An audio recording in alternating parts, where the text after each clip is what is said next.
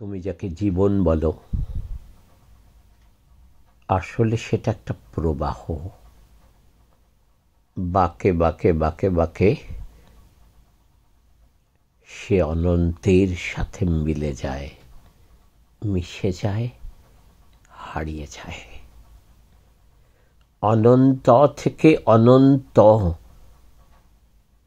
তার মাঝে তার প্রবচ্চা। এই বিহার, এই জ্ঞানগঞ্জেও থেকে আসা, জ্ঞানগঞ্জে হারিয়ে যাওয়া, তার মাঝে প্রবাহ। কিসের প্রবাহ? এই প্রবাহের সঙ্গে তোমার কোনো সম্পর্ক নেই। এই প্রবাহ প্রবাহিত হচ্ছে এক অদৃশ্য অঙ্গুলি হেলনে। তোমার নয়, আমার, ওই পাখিটার, ওই মেঘের, জোনাকিটার, অথবা অণু পরমাণুর জীবনেও সেই একই প্রবাহ। এই প্রবাহ কোথা থেকে শুরু হলো কেউ জানে না। আমি নয় বড়জোর আমার জন্মদিনটা মনে রাখতে পারি, জন্মক্ষণটা লিখে রাখতে পারি, তারপর গুণিতকে গুণিতকে জীবনটাকে কিছুটা এগিয়ে নিয়ে যেতে পারি। কিন্তু প্রাণ কবে এসেছে, প্রাণী কবে তাকে ধারণ করেছে, কেউ জানে না। কেউ কিছুই জানে না। যা কিছু জানে সেগুলো নিছক আন্দাজ, কল্পনা, ভেবে দেওয়া, ভেবে নেওয়া, ভাবিয়ে দেওয়া, সেগুলো পুঁথিতে লিখে, ভাবনা গেথে গ্রন্থ করা, গ্রন্থিতে গ্রন্থিতে ভাবনাগুলোকে শক্ত করে আঁট করে বেঁধে মনে করিয়ে দেওয়া।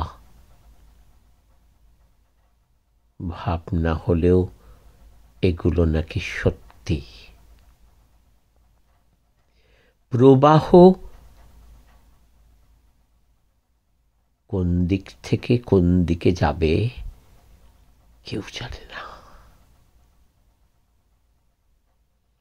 কেনই বা প্রবাহ এসেছে কেউ জানে না। এই প্রবাহের জন্মগ্রহণ লেলিহান চিতার আগুনে এই প্রবাহ আরো বিস্তৃত হয়ে প্রবাহিত হবার এই যে প্রক্রিয়া, অথবা মাটির তলায় হারিয়ে যাওয়া, আরো কত পদ্ধতি, অসীম হবার কত পথ।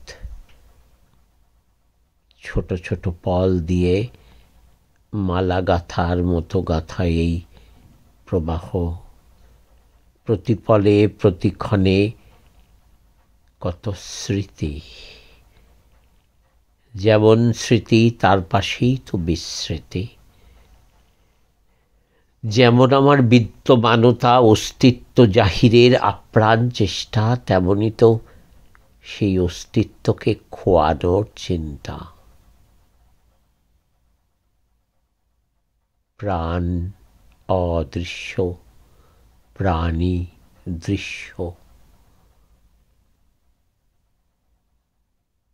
প্রাণ কেমন ভাবে উচ্চারিত হয়, প্রাণ কেমন ভাবে গতি পায়,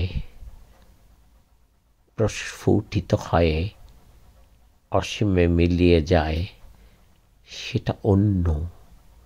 প্রাণী অন্য।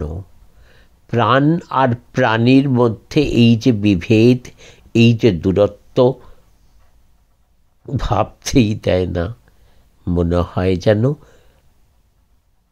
প্রাণীর প্রাণ অথবা প্রাণের প্রাণী। প্রাণ কিন্তু শক্তি, প্রাণ কিন্তু উত্থান, প্রাণ কিন্তু স্বাধীন, প্রাণ কিন্তু নামহীন, আয়ুহীন। তার কোনো বয়স নেই, তার কোনো স্ত্রী পুরুষ, শৈশব বৃদ্ধতা কোনো অভিহিত নেই। কোনোভাবেই প্রাণকে তুমি বাঁধতে পারবে না। সে বৃদ্ধ হয় না, তার শৈশব নেই, স্ত্রী পুরুষ কিছুই নেই। প্রাণ চলেছে। প্রাণী প্রাণের হাত ধরে চলে, কারণ প্রাণ কোথাও প্রথিত হয় না। প্রাণ অদৃশ্য, প্রাণ অদৃষ্ট। প্রাণ মহাকাশ থেকে এসেছে, সেলেস্টিয়াল। প্রাণ মহাকাশের উপকরণ ছাড়া এক পাও চলতে পারে না, সেলেস্টিয়াল কম্পোনেন্ট। প্রাণ প্রাণীর মধ্যে থাকে না, প্রাণীকে সঞ্চালন করে প্রাণীর বাইরে থেকে। বিশ্বাস করবে না তুমি। তুমি ভাববে ওই হৃৎপিণ্ডটা, কোষের প্রত্যন্তরটা সব খেলা চলেছে, প্রাণ অন্তরে বসে ঠেলে নিয়ে চলেছে। না, প্রাণ স্পন্দন দেয়, সেই স্পন্দনে তুমি স্পন্দিত হও, কিন্তু প্রাণ কখনোই তোমায় স্পর্শ করে না। প্রাণ তোমার বাইরে থাকে, সবার বাইরে থাকে। প্রাণ আকাশে থাকে। প্রাণ শক্তি, প্রাণীর শক্তি প্রাণ, কিন্তু প্রাণীর প্রাণ নয়, প্রাণ কারো নয়। প্রাণ অদৃশ্য এক শক্তি, সবের মধ্যে তার সঞ্চারণ। কোথাও বাস নেই, তার কোনো আভাস ভূমি নেই। সে গ্যালাক্সি নেবিউলা অসংখ্য তারার সঙ্গেও আছে, তোমার সঙ্গেও আছে।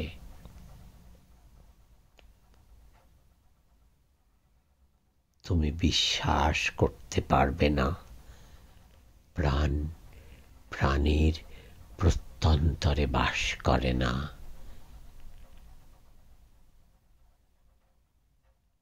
প্রাণের প্রাণী। এই মহাজগতের নাম প্রাণ। এক অদৃশ্য শক্তি, রহস্য ঘন, অলৌকিক।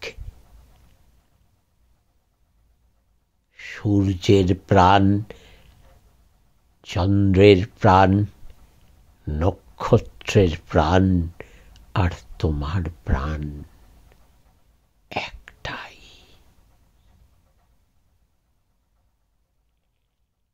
সসীম দেহে অসীমের হাত ধরে তুমি একদিন অসীম হয়ে যাবে। হ্যাঁ, তখন তোমাকে অবশ্যই প্রাণী না বলে প্রাণী বলবো। তখন তোমায় আমি বলবো হে প্রাণ, কারণ তখন তুমি প্রাণময়। কেউ জানতেও পারল না, দেখতেও পেল না, কোনো আস্বাদনই সে দেয় না, তার কোনো স্পর্শ নেই।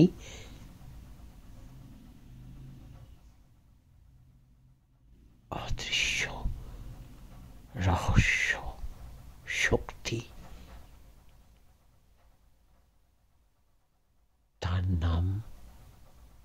প্রাণ,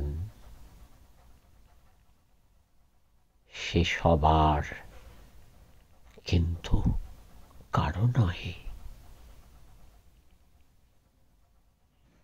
প্রাণের প্রাণী। ও প্রাণী মানে তুমি বোঝনি না, যে কোনো সঞ্চারণই প্রাণী। ওই যে বাতাস বয়ে যায়, ওই যে আলো বয়ে যায়, যা কিছু সঞ্চারিত হয়, যত রশ্মি, যত কম্পন, যা কিছু তুমি দেখছো, ওই শক্ত হয়ে দাঁড়ানো পাহাড়টা, গেয়ে ওঠা গানের পাখিটা, উড়ে যাওয়া মেঘটা, বিশালাকায় বৃক্ষটা, অসীম সমুদ্রটা, তলদেশে অন্ধকারে নিমজ্জিত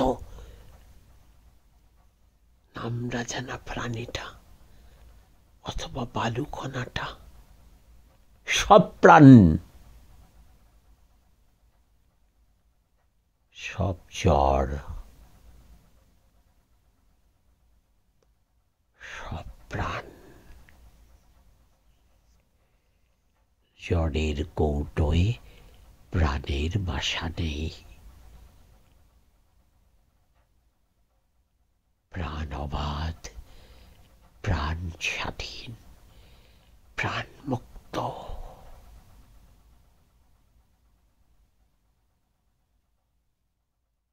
প্রাণ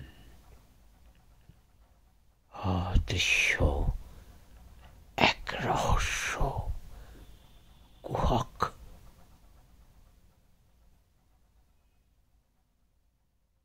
কারো নয়, অথচ সবার।